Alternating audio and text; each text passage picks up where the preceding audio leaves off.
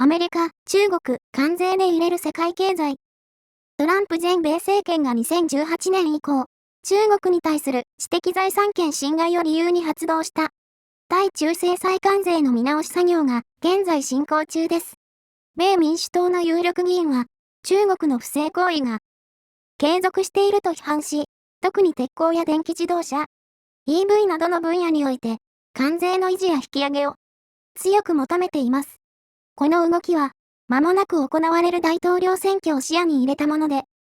米国内での保護主義的な姿勢が強まっています。米通商代表部 USTR は、これらの制裁関税に関して、早期の結論を出す方針を示しており、近く発表される可能性が高いです。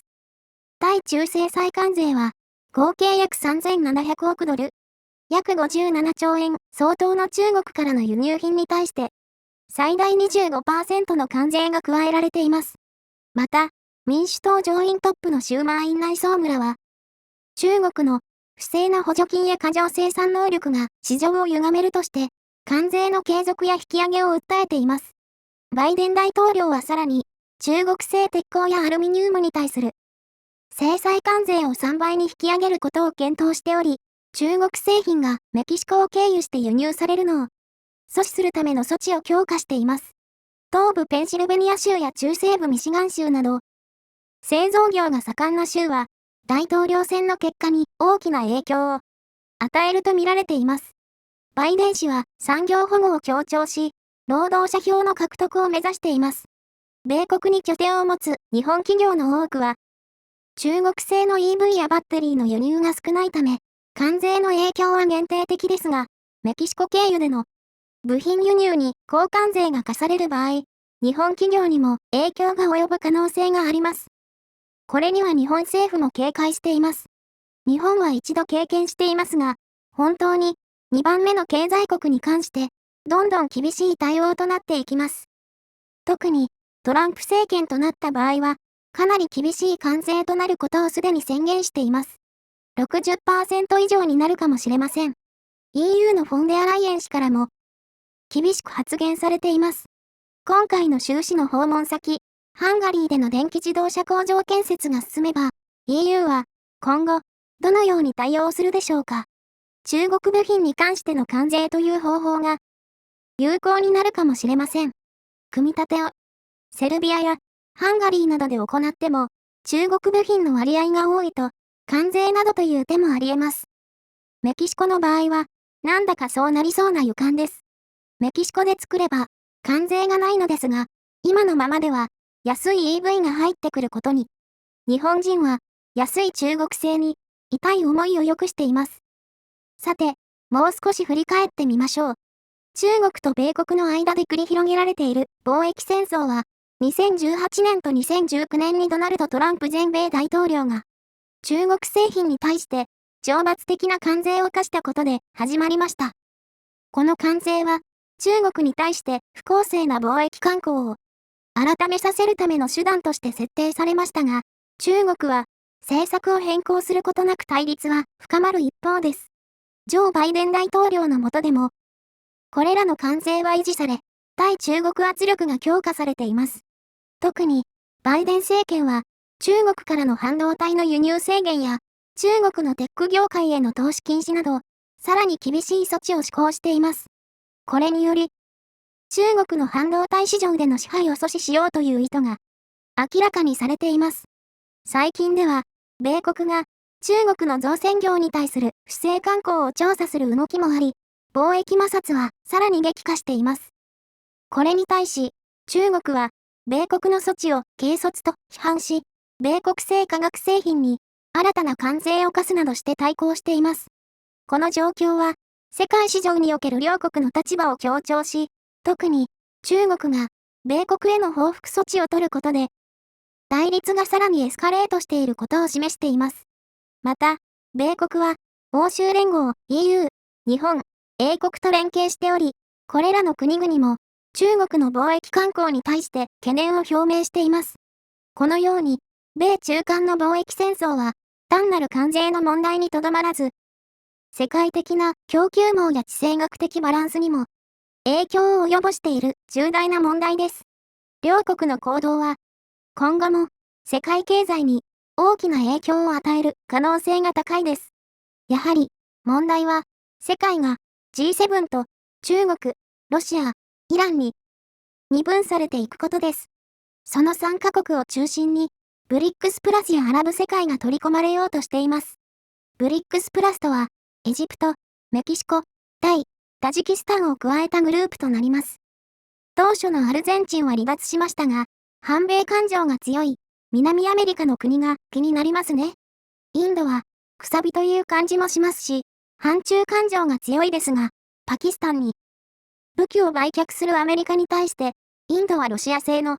戦闘機を購入しています。現在は資源獲得も、ロシアから増えていることが予測されています。戦時経済のロシアですが、2023年は実質 GDP3.6% 成長でした。民間製品の圧迫、軍需製品の増産で、経済が伸びているようですが、インフレも高く、昨年のロシアのインフレ率は 8% でした。ちなみに、金利は 16% となっています。金利 16% はいろいろと問題がありそうですね。ただ、ドルとは切り離されているので、元やルピーと交換することが多いと思います。今後、ブリックス通貨を発行するのでしょうか。中国は、軍事拡張に、しっかり予算をつけています。米中の経済対立から、このまま、どんどん、米中対立が加速していくと、考えるのは自然です。仲良くできないのは、世界を見ていると切実に感じます。米国商務省、ファーウェイ向け輸出許可を取り消し、最近の報道によると、米国商務省は7日、中国の通信機器大手ファーウェイ向けに、インテルやクアルコムなどの米企業が半導体製品を供給するための輸出許可を取り消しました。この措置は、安全保障上の懸念を理由に、米国がファーウェイとの取引をより、一層厳しく制限する動きの一環です。ファーウェイはこれまでにも、米国からの厳しい規制に直面してきましたが、特定の半導体の供給が継続されていたため、技術的な進展を続けることができていました。しかし、この新たな措置により、ファーウェイは重要な半導体供給を失うことになり、その結果として、同社の製品開発と市場競争力に大きな打撃を受ける可能性があります。これは、バイデン政権が中国との技術競争を強化し、アメリカの国家安全保障を保護するための措置と見られています。米国の政策は中国の技術的進歩を制限し、国際市場における競争を調整することを目指しています。この政策変更は、ファーウェイだけでなく、インテルやクアルコムのような半導体を供給する米企業にも影響を及ぼすことが予想されます。これらの企業は、ファーウェイとの取引停止により、大きな市場の一部を失うことになるでしょう。また、このような政府の決定は、国際的な供給チェーンにも波及効果を持ち、世界のテクノロジー業界に広範な影響を与える可能性があります。新冷戦、米中ブロック経済と言えるような内容ですね。以前から半導体の取引が困難になっていますが、抜け道は第三国を通じていくらでもあるとは思いますが、イランの6フッ化ウランの件があるじゃないですか。このあたりはなかなか難しいところです。中国ではファーウェイスマホ用の半導体が高性能だったという話でした。あまり聞かなくなりましたが、続々いい半導体が作られるようになったのでしょうか。メイト60というスマホでしたね。最近、流行りの GPU ですが、自動運転に欠かせないと聞きますので、自爆ドローンなんかにも欠かせないのでしょうね。確かに、輸出している場合ではないような気がします。ビットコインをマイニングしていましたので GPU があり、最近、AI アニメーションを作れたらと思い、古いグラフィックボードをつけましたが、AMD 製のグラフィックボードでは、できないようで、ほとんど AMD 製だったので、NVIDIA 製のグラフィックボードにしておけばと後悔していますが、最新だと30万円とかするようですね。本当に、これで AI に絵を描いてもらって、気に入る画角が出るまで生産し続けて漫画にしている人の話を聞きました。30万円だと1回数秒で制作してくれるようで、あまりストレスもないようです。しかし、失敗、ボツになる画像も多そうですね。このような平和的な利用をしてほしいところですが、ミサイルや大陸間弾道弾にも使われるのでしょうね。不動産購入制限解除。セボー集団株価93% 上昇。中国の不動産市場における最新動向は、政策緩和の影響を受けて、株価が大幅に上昇しています。特に、広州市と西安市において、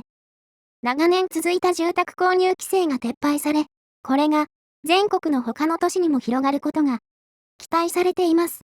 これにより、不動産株に大きな動きが見られ、中国の不動産開発銘柄からなる株価指数は、一時的に約 14% の上昇を記録しました。特に、香港に上場しているセボー集団の株価は、93% という顕著な上昇を見せ、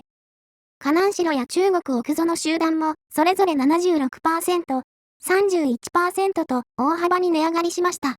この株価の上昇は、住宅市場の活性化だけでなく、経済全体に対する信頼感の回復を示しており、投資家からの注目も高まっています。アバディーン・スタンダード・インベストメンツのアジア株投資ディレクターであるアレック・ジン氏は、これらの政策のポジティブな影響を強調し、今後も政府の積極的な政策推進による市場の性の変化を予測しています。このように中国政府の政策緩和が続けば、不動産市場のさらなる拡大が期待され、国内外の投資家にとって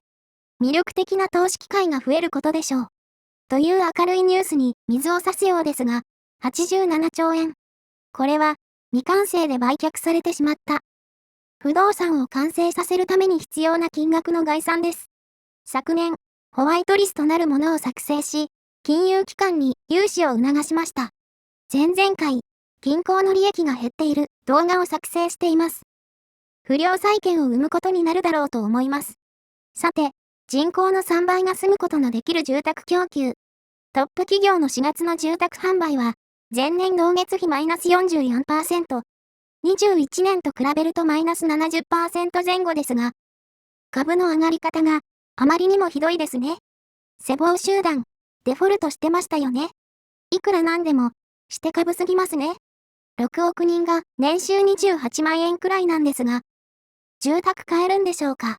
法律で、景気を悪く言うと、逮捕。獄中で点呼。1、2、3、4。ごめんなさいですが、未完成住宅。購入者には、9歳のレクイエムはありません。まあ、株は買えば上がります。信用買いはできますが、空売りは禁止されています。昨年から、今年初めは、証券会社が株を売ると、中国当局から連絡があり、なかなか売れなかったそうです。今は、売ることができるのでしょうか。不動産に関しては、テレビショッピングばりの、買ったら、おまけに、もう1個というキャンペーン。お待ちしています。を駆使しても、前年同月比マイナス 44% だったのですが、これで売れるようになると思いますでしょうか。日本の政策もそうですが、まずは、中間所得者層を、労働者に賃金が流れて、可処分所得が増え、という流れを作らないと、いくら住宅購入制限を解除しても、そもそも70年の使用権ですし、私なら日本に土地を買いますね。日本も総合的に政策を考えないと、中国とは70年の使用権に留めるべきです。それとも中国の高所得者層に日本の土地を全部買ってもらいたいのでしょうか。国家動員法で武装放棄してほしいのでしょう。ちょっと信じられない危機管理ない内閣。都内でも中国の人が増えているようなニュースを見ました。まあ、少子化で外国人が増えれば増えるほど日本という独特の文化が薄れていって世界に誇れることが何もなくなっていくとは思いますが、国民がそれを支持しているのなら仕方がないですが、選挙結果が立憲3勝でしたので、外国人受け入れ賛成の党でそれを国民も支持しているということですね。ちょっと驚きました。バーケン議員はダメですが、不法滞在者 OK という判断となりますね。その手の選択肢はなかったのでしょうか。合法に入ってきている中国富裕層に自衛隊基地の近くの土地を買ってもらうことになりますが、実際あった話ですが、京都の旅館の経営を始めた知り合いが、あまりに高い条件で中国人オーナーに売ったそうです。旅館を始めたばかりでしたが、すぐにキャッシュ化したとのことでした。数年前の話です。中国の土地を買うより、日本で永久に土地の所有権を得ることができますね。話はそれましたが、バブル崩壊をこうやって何度も回避してきましたが、買う人はどれだけいるのか。景気指数をいくら騙しても、未払い給与が増えても、労働賃金は増えませんよ。そうなると、住宅購入なんて夢のまた夢です。EV も世界中でいらなくなっていますよ。そもそも、中華製の車なんて日本では売れないでしょうね。気になるのは韓国です。すべてを中国に抜かれて、韓国製の商品が売れないでしょうね。安さが売りだったのに、もっと安い中国が出てきた。まあ、これは以前から指摘していましたが。本日の動画はいかがだったでしょうか。お気に召しましたら、高評価、登録とベルの通知もよろしくお願いします。